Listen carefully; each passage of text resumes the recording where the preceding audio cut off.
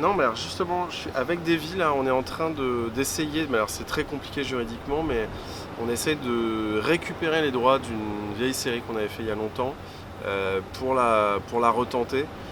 Mais, donc là, je parle de Karate Boy, hein, mais comme c'est un peu une punition divine que de regarder Karate Boy, du coup, on s'est dit pousser le vice jusqu'à carrément proposer un crowdfunding pour que le public paye pour subir Karate Boy, ce qui est quand même une épreuve.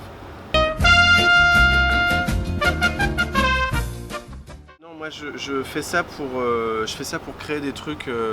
Je sais pas si ma volonté c'est de faire des trucs bizarres, mais en tout cas des trucs autres. Et du coup, quand je suis passé de la web série à la télé grand public, on parle quand même de Canal+, tu vois. Je suis pas allé aux 20h de TF1 ou dans C'est à vous sur France 5, tu vois. Je suis resté dans un endroit où cet humour autre, il est quand même mis en avant. Donc j'essaie de rester au maximum dans ce que je sais faire et ce que je veux faire, quoi. Il y a vachement. Après, moi, c'est plus dans l'humour. En fait, c'est deux trucs différents. Donc, moi, je faisais partie de la frange de la population qui n'avait pas le décodeur. Donc, moi, ma référence d'humour, c'était les inconnus dans les années 90. Et pas les nuls pour les autres, pour les riches. Et du coup, moi, j'ai les inconnus qui m'ont vachement marqué. Et après, dans un style plus visuel et burlesque, parce que je crois que je commence à comprendre un peu ce que je fais et mettre un mot sur ce que je fais. Je crois que je fais de l'humour burlesque. Et il y avait quand même Bénil sur France 3, les Monty Python sur Arte. Donc ça, moi je voyais ces trucs-là, ils m'ont vraiment retourné la tronche. Et puis il y a un truc qui n'a rien à voir avec l'humour, mais s'il y avait un peu de blague dedans, c'était les Contes de la Crypte sur M6. Et les Contes de la Crypte, moi ça m'a confirmé le fait que je voulais faire du genre. Je trouve, alors moi je regarde plus du tout YouTube, je vais plus du tout sur YouTube, je vois pas ce qui se fait, je vois pas qui marche et tout. Et donc j'ai regardé la semaine dernière vite fait qui était en tendance et tout, donc c'est que des noms de mecs que je connais pas. Donc j'ai vu qu'il y avait plein de nouveaux qui tapaient des millions de vues, et je pense que mine de rien, les créatifs continuent à arriver. Ils continuent à arriver et de ce que j'ai vu, il n'y a pas de truc hyper innovant, ça reste de la parodie de clips de rap, du fast cam et du sketch en parodie, donc ça reste toujours un peu la même chose, mais j'ai l'impression qu'il y a quand même systématiquement des nouvelles vagues de créatifs qui arrivent sur internet. Et après sur les réseaux sociaux, donc qui est complètement différent de YouTube, sur les réseaux sociaux je trouve qu'il y a un vrai truc créatif sur Instagram, dans les stories, des gens connus, en fait des gens qui sont déjà connus comme créatifs, qui font déjà leur truc. Et en fait, la story Instagram a complètement ouvert, même moi, en fait, je me suis complètement engouffré là-dedans. Tu as une espèce de fenêtre sur un nouveau type de création, en mode vraiment, on s'en bat les couilles. Et l'instantané fait que il y a un petit truc assez intéressant, je trouve. Vraiment, je pense que tu as ce truc instantané où t'as pas le temps de réfléchir au montage, machin. Donc c'est vraiment l'idée brute. Et je trouve ça assez cool de voir que le pur créatif va dire tiens, j'ai une connerie, je la fais en 2 secondes, je la publie et fin de l'histoire. Et je trouve ça cool. Y aller, si t'as une idée, il faut la faire et la publier. Et puis voilà, si t'as un besoin créatif, il faut le laisser vivre. Faut pas penser à la compète. Ou alors sinon ça se termine à l'octogone.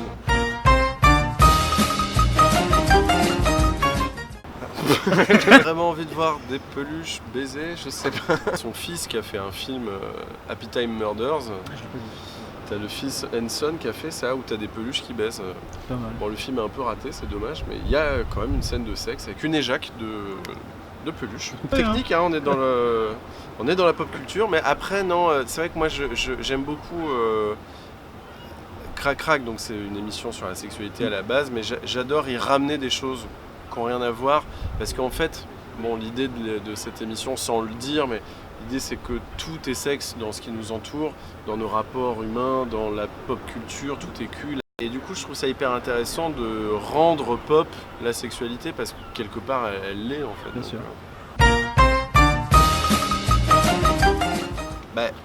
Pour faire tout ça il faut être hyper sérieux et hyper studieux et avoir énormément de rigueur de travail en fait. Donc c'est marrant parce que quand il y a des gens qui me connaissent pas ou qui n'ont pas l'habitude de me voir bosser. Et bon, par exemple, là sur la cérémonie du Festival de Cannes, je bosse avec des gens avec qui j'ai pas l'habitude de travailler. Et c'est marrant parce que souvent ils me disent putain mais en fait c'est très structuré et tout, et c'est vrai que moi je fonctionne vraiment par tableau, par structure de texte et tout, pour ensuite y injecter un maximum de merde. Mais pour ça il faut que tu aies une structure hyper béton, parce que sinon tu pars dans tous les sens et ça marche pas. Donc faut être faut avoir énormément de rigueur pour créer l'apocalypse.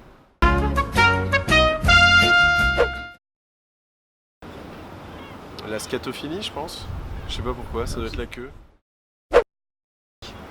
Docteur Robotnik, énormément de fist-fucking, je pense. Enfin, je pense qu'il a dû masteriser ça avec ses mains robots et tout.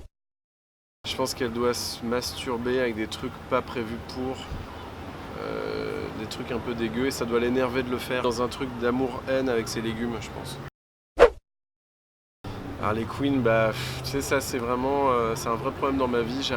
Je pense que je pourrais envisager le mariage, tu vois, ça serait pas que sexuel. C'est bon. Il y a un peu une fascination du matin au soir, tu vois, la voir vivre et tout, j'adorerais, ouais.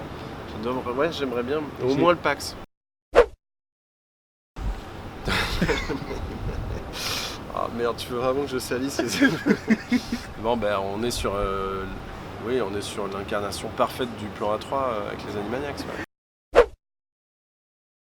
Cléo, hyper jolie, ouais, on est dans la zoophilie pure et dure, mais une belle zoophilie. Ouais. Avant d'être un homme, c'était un enfant.